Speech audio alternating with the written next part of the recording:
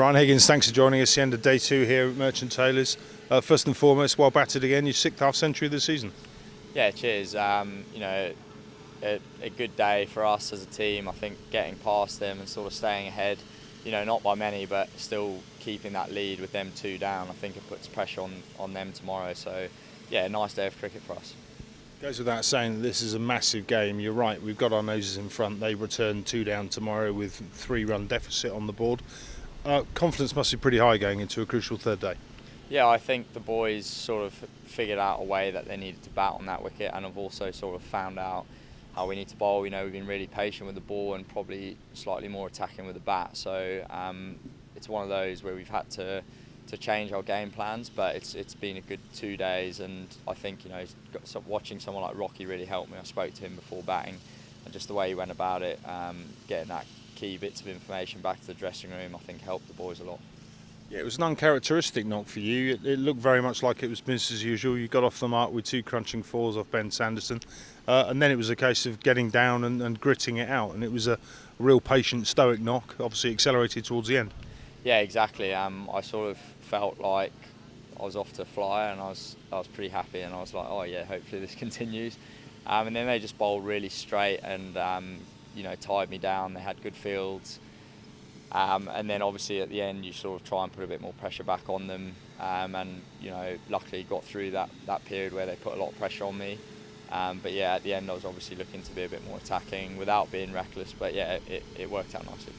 A word on the wicket, it looks pretty tough to score out there. I mean, Northants obviously finished their innings without a batter in the 50s.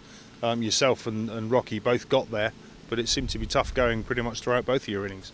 Yeah, I mean, I think from what I found, I thought it was hard to score. The ball was slightly up and down.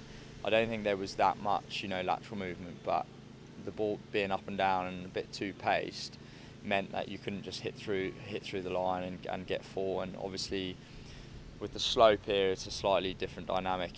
Scoring down the hill felt slightly easier at times, and up the hill, feels a bit more of a struggle. Whether it's actually true or not, it's just sort of in your head, I suppose. This is the last trial of the Kookaburra ball. As an all-rounder, you've obviously got to experience it both as a batter and a bowler. You've been pretty accomplished with both. Another 2 wickets for you this evening.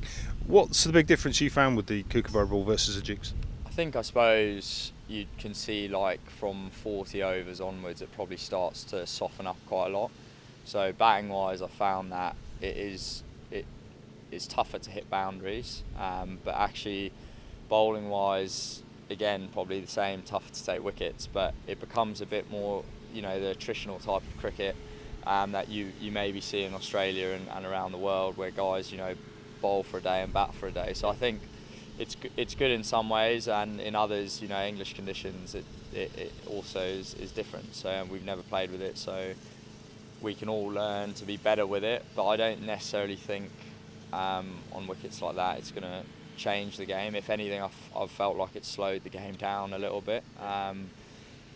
So whether that's scoring runs or taking wickets, it's just been a bit more attritional from what I've seen. Even the game we played at Hampshire felt like real attritional, sort of unsort of English like at the moment, English cricket. So yeah, we'll see what they do with it in the future.